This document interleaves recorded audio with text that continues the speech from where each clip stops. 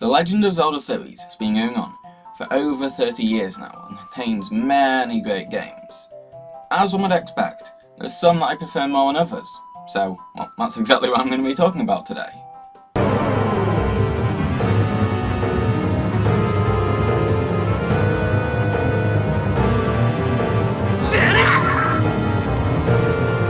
Right, so before we get into the video, I'd like to point out the existence of my Discord server.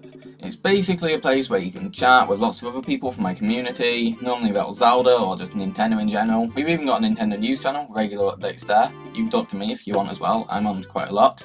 And well, we've nearly hit 500 members, which is why I'm promoting it now. I don't normally do this, and we've got a massive, great event planned for 500 members, so just figured I'd try and help us get there a bit quickly, so if Discord is something you're interested in, then why not join my server? Nice community, lots of stuff to chat about. Anyway, let's get right into the main video. So originally, I was going to make this into a top 10 video, and list my top 10 Zelda games, briefly detailing each of them. However, when it came to actually making the top 10 list, I found that after the top 3, the rest were kind of all just about equal for me, and I really struggled to sort them. I mean, I did make a list, but I won't call it the most accurate. So instead, I'm going to be going over my top 3 Zelda games, and why I like them in a bit more higher depth or detail, I guess. So, coming in at third is Majora's Mask. Now, as you'll probably see with the other two, defining exactly what makes me like one particular Zelda more than another is kinda hard. But, well, for Majora's Mask, I've split it into 5 sections, which I believe sum up pretty well. The tone, setting, story, music, and difficulty. Okay, so let's first look at the tone. Now don't get me wrong, I like Zelda games with a light tone, just as much as a dark one like Majora's Mask. There was just something about the dark tone used in this game, which makes it feel really appealing to me. It makes it like a great experience. I don't know what exactly the just something is, so yeah, that's my first point, I guess. Now, the setting is one that I can more easily explain. Generally, I like the setting for Majora's Mask. It's a completely alien location we've never visited before.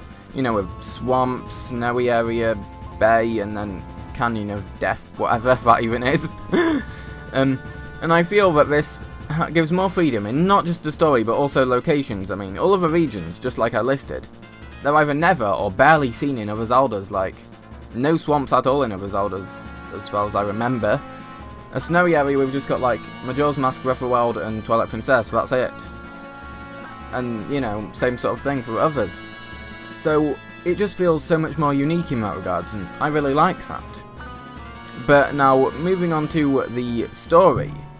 This kind of combines the two previous points of, like, setting and tone, but, like, I feel it's worthy of one of its own, so firstly, I really liked how each character had their own routine planned out across each of the 3 days, like most of them even with their own side quest, or at least involved in someone else's side quest. I felt that it really fleshed out the story and made it feel like a real, alive world with stuff happening in.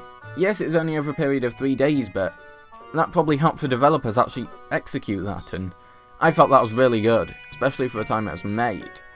But aside from that, I also enjoyed the main storyline itself. It just, like, felt different to other Zelda games in terms of how it played out, you know? Most of them are just like, there's some evil person trying to get the Triforce from Zelda. Do 3 dungeons at first, then a twist happens in the plot, then you do 8 more. A lot of them follow that. Majora's Mask is completely different in that regards, and I like that. Not that the regular formula is bad, I enjoy that just as much, you know? I mean, the fact that Majora's Mask isn't number 1 shows that, but yeah. I feel that it helps make it unique, and I like that too. Next, looking at the music. This is a kind of minor point, but well, suffice to say I really like Zelda music, and this game has some really solid tracks in it. Especially the boss battles, both final and mid-game. The music there is just very nice. Now, finally, looking at the difficulty. This is one of the more important aspects to me. Generally, a lot of Zelda games can be often on the easier kind of side, but Majora's Mask doesn't shy away from harder difficulty. I mean, it's not insanely hard, but compared to other Zelda games, it is pretty hard. To some degrees, anyway, and, well, this matters a lot to me. I like a good challenge in a video game, and that's often why I play video games, you know, and this provides it. I mean, as I said, other Zelda games are fun, and they have some degree of challenge to them too, but Majora's Mask is on another level, if you ask me, and I like that. Overall, I like Majora's Mask a lot, and it's a great experience if you ask me. But well, enough of that, onto the next game. Breath of the Wild! Now, I could go on for a while about why I like this game and how great it is, but let's face it, who hasn't played it by now? For that reason, I'll keep my reasoning here short and sweet, so as to make sense to anyone that hasn't played it, but well, not bore any of you that actually have, you know? Oh, and also, if you haven't played it, I'd highly recommend doing so. Anyway, the largest aspect that I enjoyed no doubt was the overworld itself. The overworld allowed for so much exploration, with enemy camps, shrines and little secrets and Easter eggs everywhere. Even now, thousands of hours of gameplay and over 2 years later, I still find new and fun stuff every now and then whilst playing. And that's just really cool, you know. It's such a massive game. Not just this, but you can also use the world to your advantage, using physics to solve puzzles and obliterate enemies during combat. Which is just really cool. There's nothing like that in other Zelda games really, and it's really nice and appealing for this list.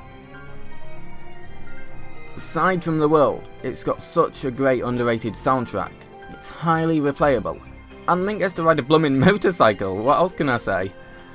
I think that just about sums it up.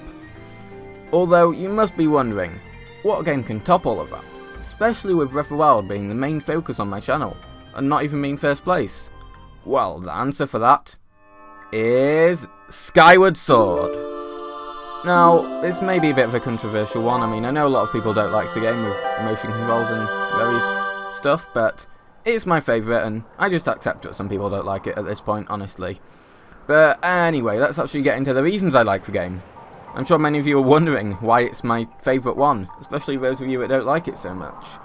So, well, for starters, it was my first ever Zelda game, so I get a lot of nostalgia for it, and I'm kinda biased in that aspect, but like, nostalgia aside, I actually enjoy the game itself.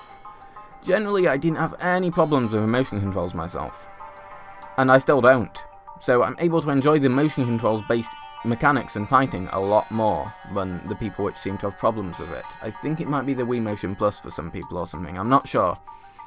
But anyway, I like it how the combat itself requires you to look at where you're hitting your sword, like, there's some enemies like the Stealth Boss where they block you from certain directions but not others, or like there's puzzles where you have to use the motion controls to your advantage. It's really cool if you ask me, and I really enjoy it. But well, ignoring motion controls though, what else do I like? The dungeons, they're a massive point towards this game. The game consists of what many, including myself, consider to be some of the best dungeons in the series, such as the Ancient Cistern, the Sandship, or the Skykeep. But well, Top Dungeons is an entirely different video, so I won't really go into that in too much depth. I mean, I've been recording for quite a while now, so yeah, next point. So, one more gameplay point I want to quickly touch upon before going on to other points is the enemies.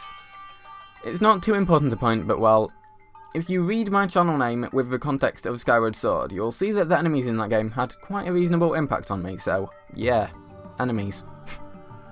Anyway, with that, to the story. So, story in the game feels really important to me, being that for starters, the whole plot of this game basically explains all of the lore to a degree in the rest of the series, like with Ganondorf being revived and all that sort of stuff I could go into for ages. The plot of this game kind of explains it all to a degree, and that's really important in terms of story to the whole series, so I like that for one point, but then, as well as that, I like the characters themselves. They just feel so fleshed out and having appealing personalities, like Groose or Girim, for example. Girim actually, well, he feels like a villain, like, not just an incarnation of Ganon again, and he's also, well, shall we say, intimidating? Groose, although initially being an antagonist towards Link, actually ends up on your side and a very caring character towards Impa at the end. I mean, like, he's the most devastated of all other characters when she's gone. Hell, even Fi, however you say her name, generally considered to be the most annoying companion in the series. Has a great, like, character arc and makes you feel really sad at the end of it. But well, enough about characters. There's also one more outstanding point I'd like to make. The music. As I said earlier, music in Zelda games is really important to me, and the music in Skyward Sword is just so great. It comprises of so many of my favourite tracks in the series. Many of which I don't really feel get much recognition at all, which they should in my opinion. But like, yeah, overall, I really like Skyward Sword. I think most of the video was me rambling on about that with like a little bit at the start about the other two, but whatever. But anyway, that's enough rambling on about Skyward Sword from my side. What I'd be interested in hearing now are your thoughts. Do you like Skyward Sword? Do you agree with my choices? What are your top Zelda games? Make sure to let me know down in the comments below. But aside from that, did you enjoy this video? I hope you did. If you did, please make sure to like and subscribe to the channel. It really helps me get onto making more videos similar to this, or just Zelda in general, you know? So yeah, as I said, hope you enjoyed. Thank you for watching and see you in the next one. Bye.